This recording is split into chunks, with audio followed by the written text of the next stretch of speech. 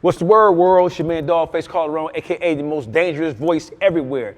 And I just jumped off the porch with Dirty Glove Bastard. Pow! I'm shooting through the city, now it's so with me, thinking about how Bobby over Whitney. All right, so we got our guy, Dawgface, back on Off the Porch, man. 5th, 6th, 7th, 8th, I don't know how many times now. It's a good, I'm gonna say at least 6. 6 interviews. We said, yeah, 6 interviews. We said 6. I think we said 6 last time. That's what I'm saying. I lost count a long time ago. I should have a record by now, man. Come on now. You might have passed everyone. I might have passed everybody, yeah. And it's crazy because we just had you here last week to do a performance, and we put out the performance, and now we are viral for a performance. And I told you, bro, you got to be the only one to go viral for doing an Off the Porch performance where you're not even dissing anyone, but you got everyone mad, bro. What's been, your just reaction watching the feedback from this, bro? I expected some form of controversy because of who Pimp C is and what Pimp C represented. Pimp C, it's kind of like somebody doing a remake of a Michael. Well, it's not a remake, but it's kind of like somebody doing a song and calling it Michael Jackson style. The Michael Jackson fans are going to hate you, right? And Pimp C didn't just represent Texas; he represented the entire South. He represented the entire world of hip hop, for that matter.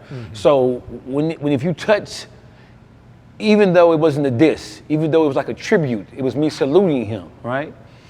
I knew it was going to create some type of controversy because black people just love to have something to talk about.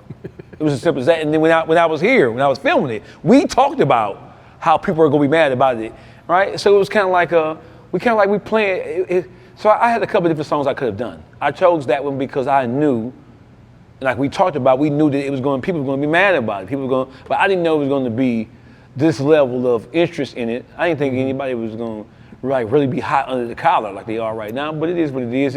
It serves its purpose. I'm happy. Whether people like it or don't like it, it's fine with me. Yeah. Let's take a step back. Walk us through the inspiration for the song when you made it. What were you thinking when you made the song too, man? Brother, I recorded that song in 2013. So 13 years ago, you recorded. Yeah, I recorded that song in 2013. I had Helluva, super producer from Detroit. I took a song. That song was originally part of the Proof compilation. Proof's mom, Pepper, Mama P. Holden, she commissioned me to do a memorial project for Proof. This was like 2013, 2014. She commissioned me to do a project and for her son as a memorial to her son. So that song was originally called I Am God, right?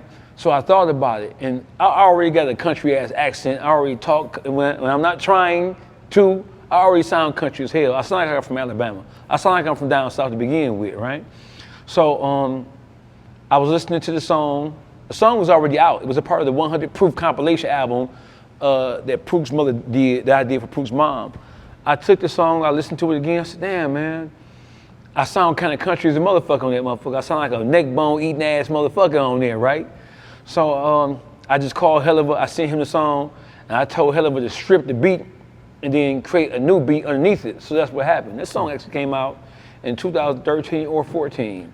And was it called Pimp C Style back then? No, it was called I Am God. Okay. So in the hook you say, one, no doubt about it, a legend here to make a confession, must I mention I'm a G. So G was just short for God. Okay. So it was just I Am a God.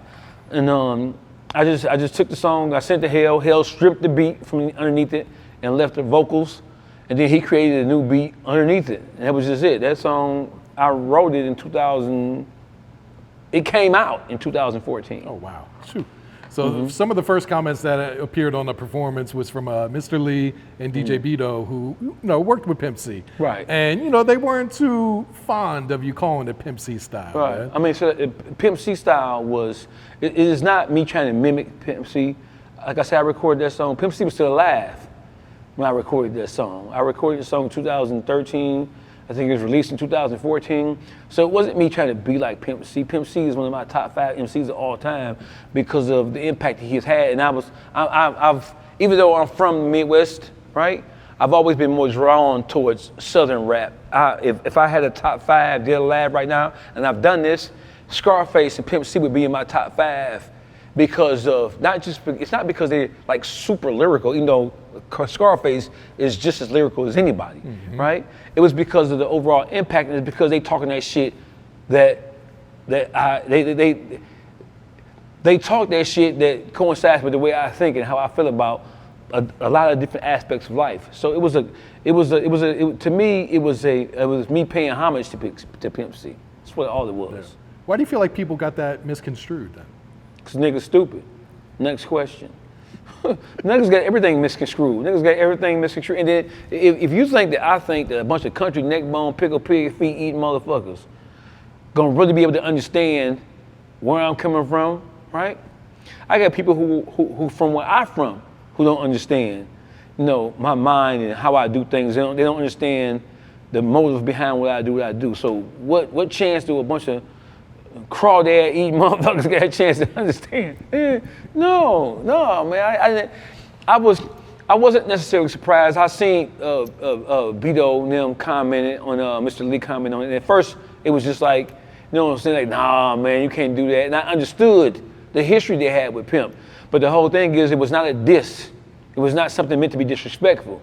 And it was what it was. Yeah. Then you have a comedian named Bleek do a reaction video to it, and this takes it to a whole nother level. Man. Right. What's your reaction when you see Bleek's reaction? I laughed at the shit. It was funny. All this shit is funny to me, bro. See, when I'm a content creator myself, so when you operate in the content creator space, there's no way you can be successful or have any longevity in that space if you're thin-skinned. I don't have thin skin like that. So when I responded, it was a joke. I feel like it was a joke. So I responded with jokes. I responded like, hey, you the only motherfucker who I know got gold teeth and you still got gaps in your mouth. You know what I'm saying? So I responded to it like it was a joke. I didn't call him no bitches and hoes. I didn't talk about his mama.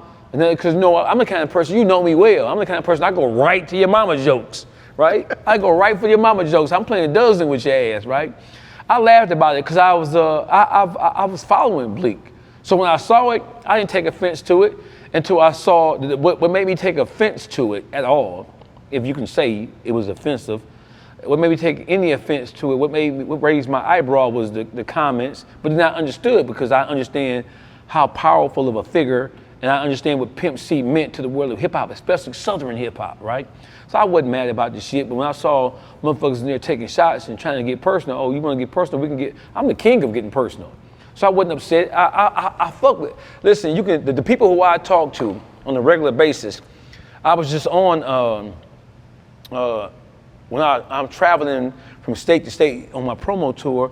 I've mentioned a lot of people from Detroit follow Bleek because I've shared his content. I actually have some of his content on my page right now because I thought he was dope, he was funny with the quick little 25, 30-second little skits he was doing, you know what I'm saying? And Detroit is the home of skit, motherfuckers. We had Ha Davis, Jack Funny, so I can appreciate the candid, direct, raw humor of what he did. So I wasn't mad at him. I'm not mad at him right now. You know what I'm saying? I wouldn't dare be mad at a motherfucker like that.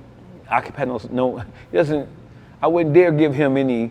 I said what I said, it was what it was. I'm not mad right now about it. You know what I'm saying? I took it as a joke, and it was just funny to me. It's still funny to me right now because it's publicity. And you've been knowing me for the better part of probably close to 10 years. Yeah, 10 years. When have you ever known me be thin-skinned? Never. I laughed at the shit. I don't care, right? It's publicity for me. And in the content space, whether it's good publicity or bad publicity, doesn't matter. As long as people are talking about me, doesn't matter. You have Boosie talking about me, don't matter. Thank you, I appreciate it. I really, really appreciate you. Because it's promo for both me and it's promo for Off the Porch, Dirty Gloves. So thank you, we appreciate you. I'm shooting through the city, now it's so with me. Thinking about how Bobby fucked over Whitney. They say